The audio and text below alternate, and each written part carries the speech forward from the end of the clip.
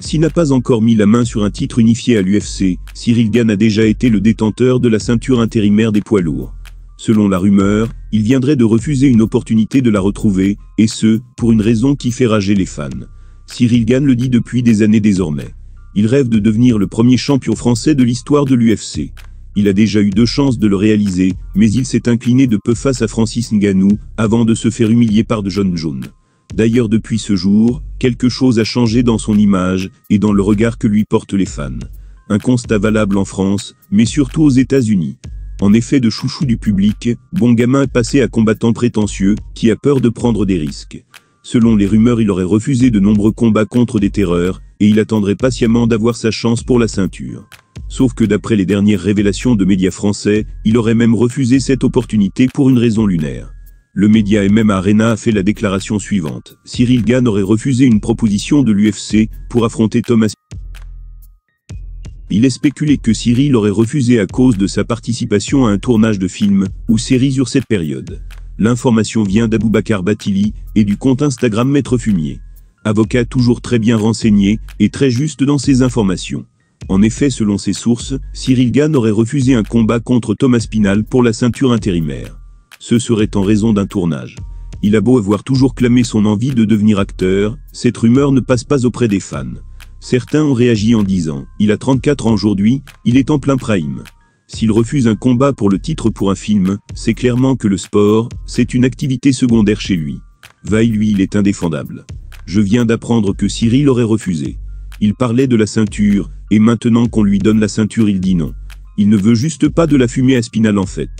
Dana White va tellement lui résilier son contrat. Cyril Gane sait que sa carrière à l'UFC ne sera pas éternelle, et il a toujours exprimé son envie de se lancer dans le cinéma.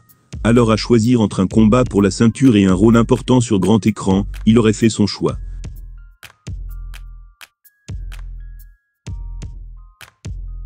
Opposé à Cédric Doumbé lors du main event du PFL Paris, le 7 mars dernier, Baki disputait alors son premier combat au sein de l'organisation. Cette dernière ne s'est toutefois pas moquée de lui en matière de rémunération.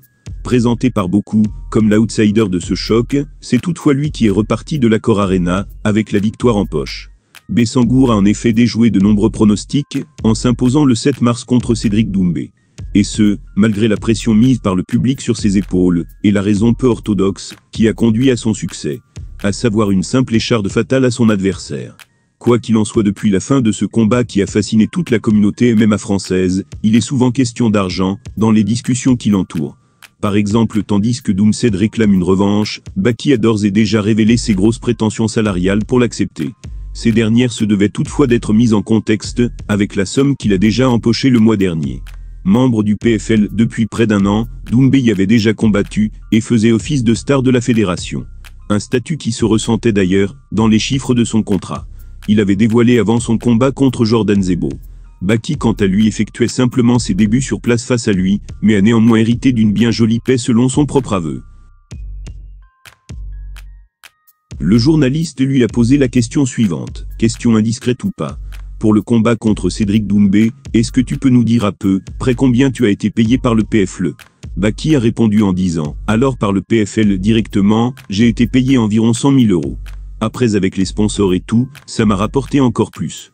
Donc on était sur une somme de plus de 100K.